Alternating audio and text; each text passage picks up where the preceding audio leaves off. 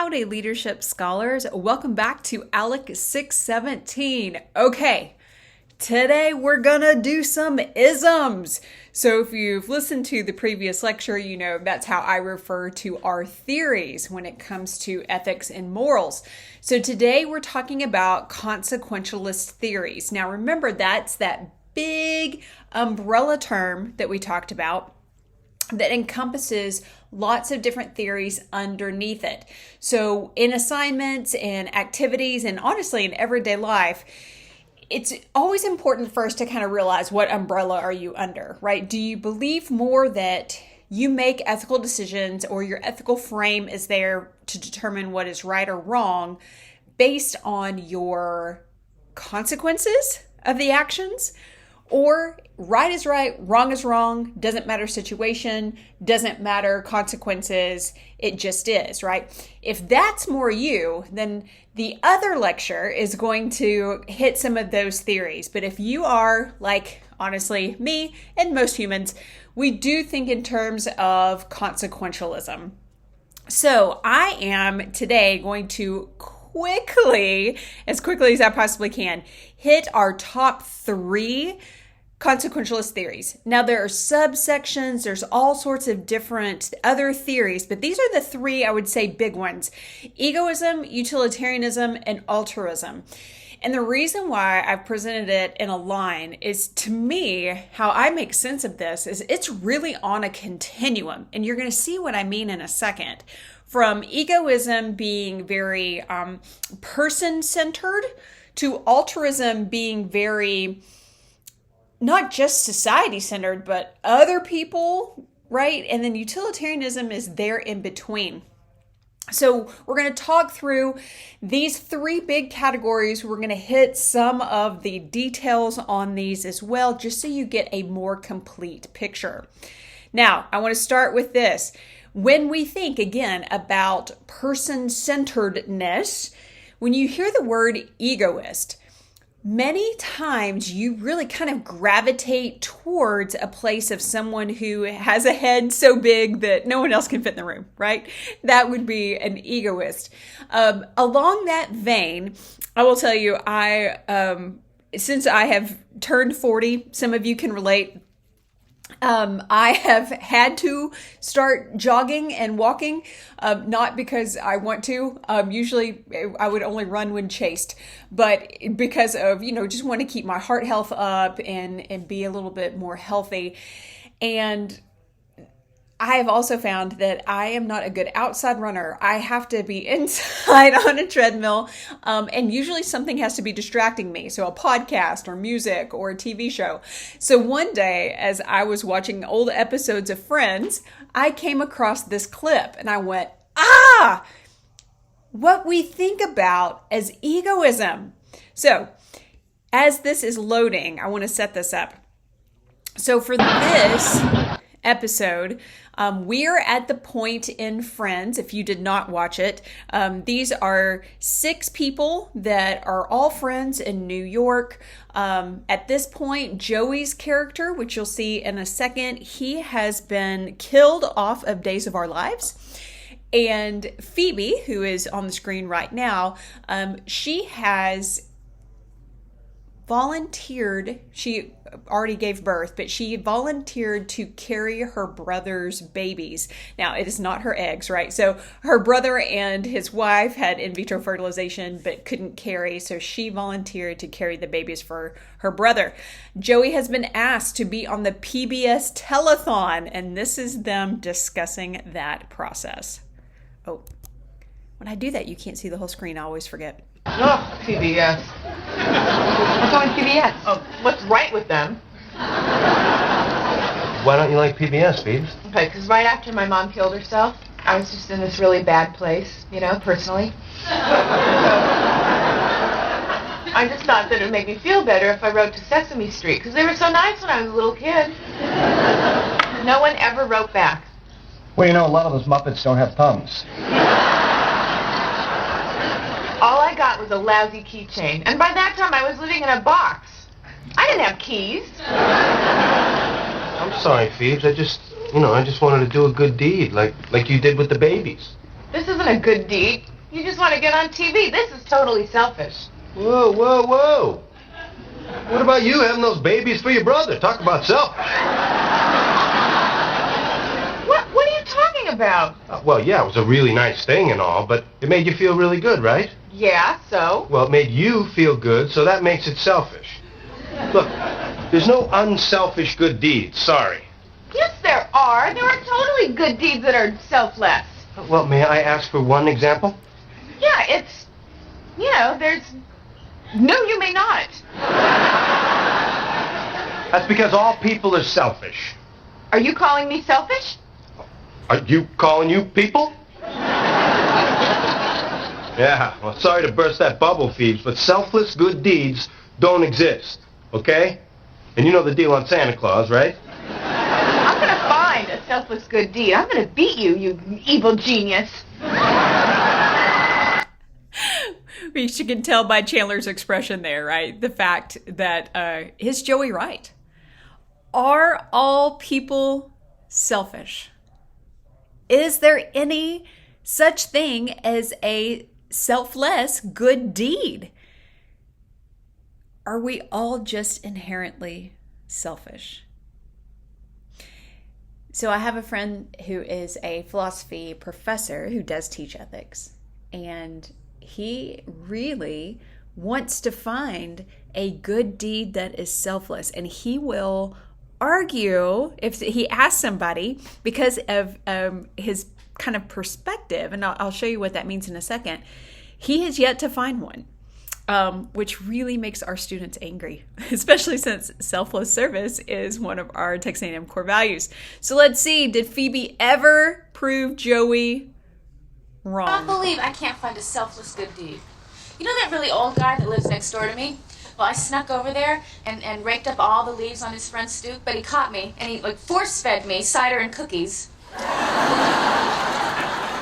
I felt wonderful. That old jackass. And maybe Joey's right. Maybe all good deeds are selfish. I will find a selfless good deed, because I just gave birth to 3 children, and I will not let them be raised in a world where Joey is right.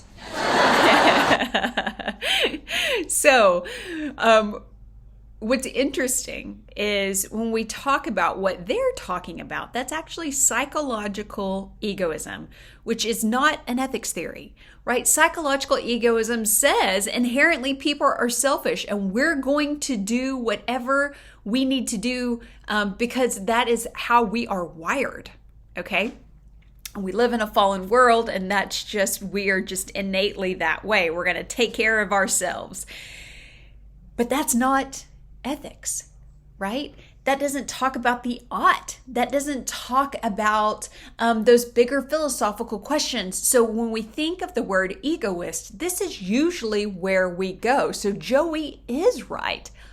But, and there's a giant but and a comma behind it, ethical egoism is different. To me, ethical egoism is a pill that is bitter, but I can swallow it. So let me tell you.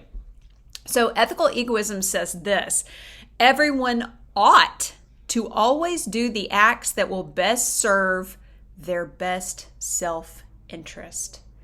And the biggest, I guess, hyphenated word in that is self-interest. There is a distinct difference between selfish and self-interest. So even though Joey was right, he was only half right. So the idea that we do things in our own self-interest, what's going to be best for us, doesn't make it inherently wrong. It becomes selfish when our best self-interest hurts those people around us on purpose, okay? It's a selfish act if you hurt people around you on purpose. But self-interest is quite different. Self-interest, and you'll see in a minute, it could be that you do things for other people because it's ultimately in your best self-interest to do so. You don't have to be selfish. So there is a difference. See, it's a bitter pill, right? But that makes more sense. So ethical egoism, there's some different types, of course. individual ethical egoism says this: everybody ought to act in my best self-interest. So everyone around me ought to do what's in my best self-interest. As I'm sitting here taping this, looking out aside my window is our pool. And right now, my daughter's floating in it. My dogs are playing in it, right? You know what's in my best self-interest? To get out there in the pool, right? I want to be. So what does that mean for you? That means that you don't get the rest of this lecture. Okay, bye, right? All right, that doesn't make a whole lot of sense, right? But so many times we have that expectation, especially from a leadership point of view, that we truly think that everyone needs to go with my idea because it's going to be in my best self-interest. We sometimes rationalize it out to say it's also in the organization's best self-interest, but it comes down to, does it make me feel good? Is it going to help me in any way, right? So the next form is personal ethical egoism that says, I'm going to act in my own self-interest, but I'm not going to tell you what to do. So that idea of, I'm going to continue to do what's best for me, what's right for me, but I'm not going to tell you how to live your life, or I'm not going to make you do something that's in my best self-interest. So I think about this too. Well, okay, so let me get to the next one because these are confusing. So Universal says everybody ought to act in their own self-interest, and it doesn't matter about anybody else. So everyone's going to do what's best for them. Personal says, I'm doing what's best for me, but I'm not worrying about you. I'm sticking to my business. Universal says, hey, you're going to do you, I'm going to do me. That may have some conflict, but you know what? Cool, conflict is conflict. And I go back to, maybe because I've traveled recently, but that the safety demonstration on the plane, right? You have to put your mask on before you help others. Why is that? Well, if you're passed out, you can't help the person next to you. So it's that idea of personal ethical egoism. I'm going to do what's best for me so I don't pass out. I'm not going to make you put yours on first, but I'm going to make sure that I put mine on so that I can be in that other position, right? So if we think about this, it's very slight differences, but it's really, again, that consequences. What do you think the consequences are? The other big type of ethical egoism is this idea of rational ethical egoism. So this was proposed by Ayn Rand. If you have read Atlas Shrugged, if you have read Fountainhead, a lot of her writings are geared towards this idea of rational ethical egoism that says she absolutely believes 100% that ethics are governed by the brain. So you have to be rational in order to think about the consequences. So she says if you let any emotion in at all, you are going to have some problems when it comes to explaining your behavior. So she says, rational ethical egoism, you always act to promote your self-interest. Not that you're doing things that are in your self-interest, you're actually promoting, you're pushing your agenda on other people. You're making it to where it is absolutely essential. Now, what's interesting about her background, if you Google her and you find, there's a great clip from Mike Wallace when she was on the Mike Wallace show in the 60s, maybe even the 50s. Oh, drat. It's a long time ago. It's black and white. And she's former Russian. So she grew up in Soviet Russia. And she says that socialism will kill a society. That capitalism is the only way for a society to move forward because it rewards innovators and it rewards people that are promoting their self-interest. So it's almost like this completely different shift from her. In fact, she says socialism leads to civil destruction. That's the point of Atlas Shrugged, is when her fictionalized United States becomes more of a socialized civilization, it starts to crumble. and the leaders look for a way out. They are engaging in rational ethical egoism to find another place to do what they need to do. So it's interesting, and the reason why I put rational ethical egoism in is because I think you need to know it. You may recognize this in a lot of people. Those that tend to, again, really support capitalism, really support certain political movements, they are more rational ethical egoists. They don't necessarily care what's happening to the greater good or the world around us, which we'll get to in a second. They really care about, I'm going to get mine. I don't care if you get yours, but I'm going to get mine, and this is how I'm going to do it. Doesn't mean that it's wrong. You just need to understand that's their frame. That's their ethical frame. That's why they think it is correct for that to happen, if that makes sense. Okay. Now, the other part of ethical egoism, because it took me a while to get to this point, but I really believe that a lot of my actions are egoist in nature because I am doing what's in my best self-interest. Because, like teaching fills my bucket. It makes me happy. I know that it is my purpose on earth, right? My purpose on earth is not to be a grant writer. I need to get better at that. But it's to teach. And so if I'm fulfilling my purpose, then I am being self-actualized, which means I'm doing what's in my best self-interest. So by being a professor and teaching, I am being an egoist, which other people would say, no, you're giving your time to your students. You're giving for other people. And I'm saying, yeah, but it makes me happy. It fills my bucket, right? So that makes me an egoist. So when we realize that a lot of what we do is actually in our best self-interest, it doesn't make it bad. So being an egoist or having an egoist point of view is not a bad thing. It's just a thing you have to recognize about yourself. There we go. Now, here comes that kind of thing I alluded to before. The paradox of ethical egoism says this, that sometimes we do serve other people and their needs before our own, because ultimately it's in our best self-interest. So if you have tiny humans, right? If you have kiddos, you're going to do whatever you can to help that child, even if it's not in your best self-interest. You know, you will lose sleep at night those first 6 weeks. Boy, if you can make it through the first 6 weeks of a baby, then you're good. Or a puppy, right? We'll say any tiny creature.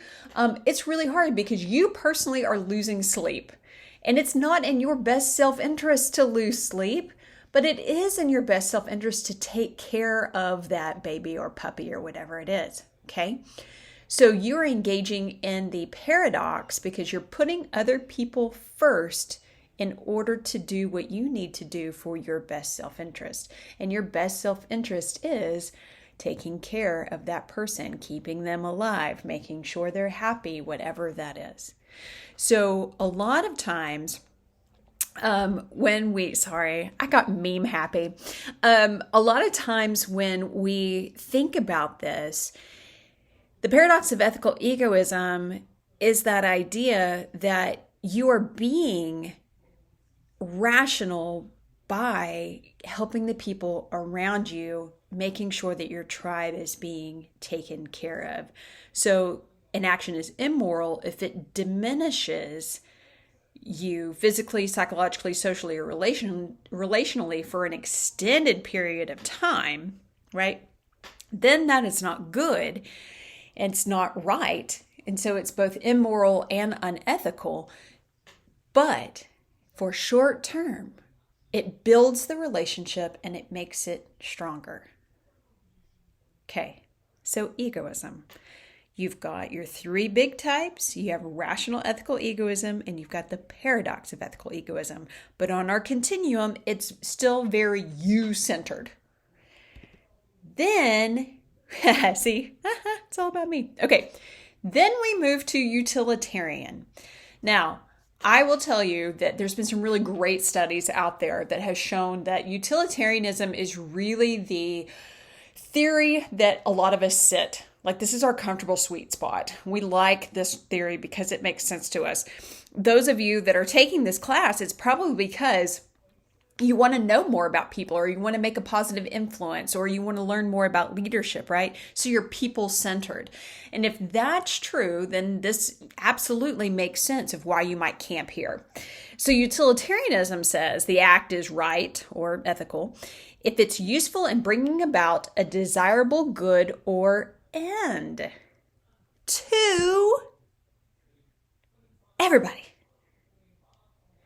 So this is the idea that your actions, the consequences of your actions, have to benefit the greater good. That's what utilitarianism usually is synonymous with, is that idea of the greater good. What is that?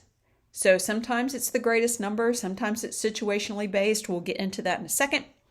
But understanding the greater good. So a subform of utilitarianism, we're going to cover 3 of those as well. One is act utilitarianism. So this one says for every single act, I've got to, as a leader in our case, but really as a human, perform the act that brings about the greatest amount of good over bad for everyone affected by that act. So it doesn't matter, I'm trying to find a funny example. Oh, if you have an HOA, God bless them. Okay, so let's say you have a homeowners association, and they have rules about how tall your lawn can be. Okay, that is a act utilitarian rule that everyone that is in that homeowners association in that neighborhood, the act of mowing your lawn is right because it keeps the neighborhood beautiful and it keeps up property value. And they actually a lot of times say that in your HOA contract. We have these rules so that property values maintain or increase. Okay, so they're trying to tell you what is the greater good of keeping your lawn mowed. So that specific act. Does my HOA affect anyone that lives outside of my neighborhood?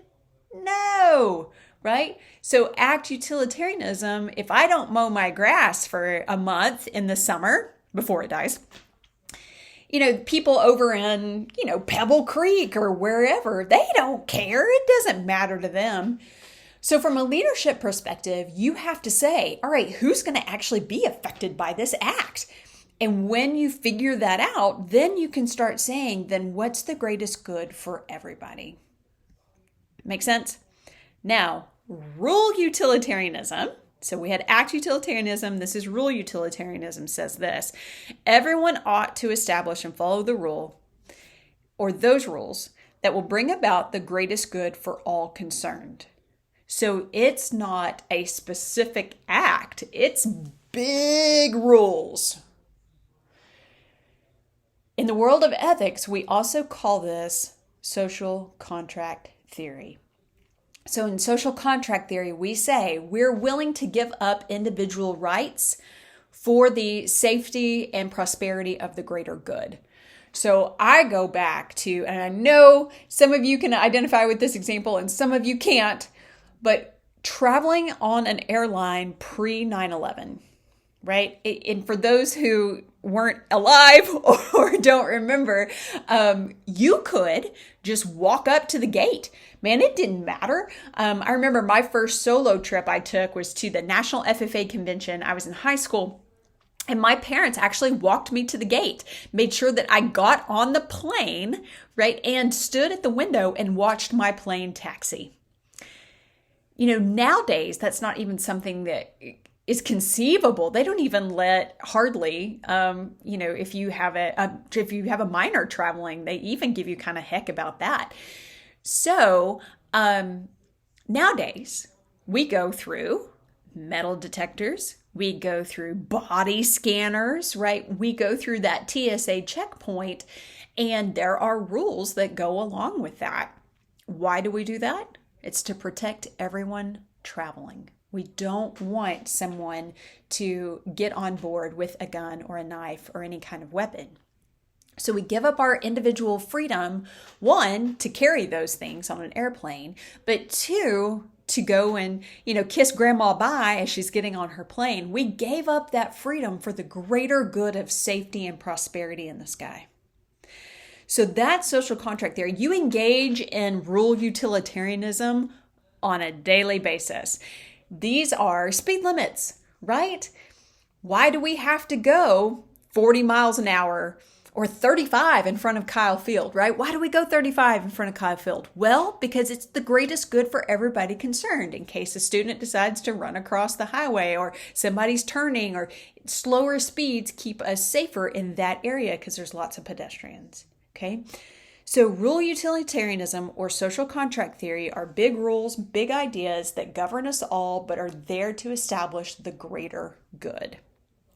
Now, I would think the most, even though I truly believe rural utilitarianism is the sub-theory that we see most in our daily lives, I think this next one is the one that's most recognizable, which is Machiavellianism, or the end justifies the means. So this did come from Niccolo Machiavelli in his book, The Prince. And so he talks about when making decisions from a political point of view, a leader must understand that in order to engage the greater good, sometimes you have to do bad things to get to a good end. So this is, if we think about on that spectrum, Machiavellianism is actually going to be closer to egoism than it is to our next one, which is altruism. And we know people that justify this all the time, right? Leaders, political leaders, world leaders. I know this is bad, but it's for a greater good. It's for a bigger cause. We think about, I know this is a not everyday occurrence, but the idea of torture, right? That's how torture is justified. If we know that someone has information, and if we knew that information, it could save millions of lives, then sometimes people interrogate using torture techniques in order to make that person spill the beans, right? They are using Machiavellianism because they're trying to save millions and hurt one. So that one being hurt is not as important as the millions that are saved. Machiavellianism is a lot of people's go-to. They usually don't want to admit it, but it is. So that's kind of the third big type of social contract theory. Now, on the very back end of the spectrum, so we've got egoism, we have utilitarianism, now we have altruism. And altruism says human beings ought to always act in the interest of others. At all times, you should put others' needs ahead of yours. Now, in the world of leadership, we equate this with the philosophical idea of servant leadership. So Greenleaf, in his earliest writings, in that really utopian view of what servant leadership is, says that the leader always puts the needs of their followers ahead of himself or herself or their self. So altruism, again, is the completely opposite idea of egoism that says we're always doing what's in our best self-interest. This says, no, we ought to always be doing what's in others' best self-interest. So putting other people's self-interest ahead of our own. Engaging in the paradox of ethical egoism, but not admitting that it's the paradox of ethical egoism.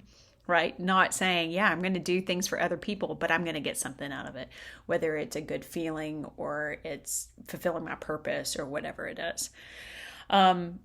Altruism is, I think, like servant leadership or like transformational leadership. I don't think in our capitalistic society it actually exists in its true and pure form. I think it's something we strive for. We strive for altruism. We strive to help other people, knowing that we also have to feed our families, and we also have to pay our bills, and we also have to do things that are in our best self-interest. So if we completely put other people's needs ahead of ours, we probably wouldn't be able to survive.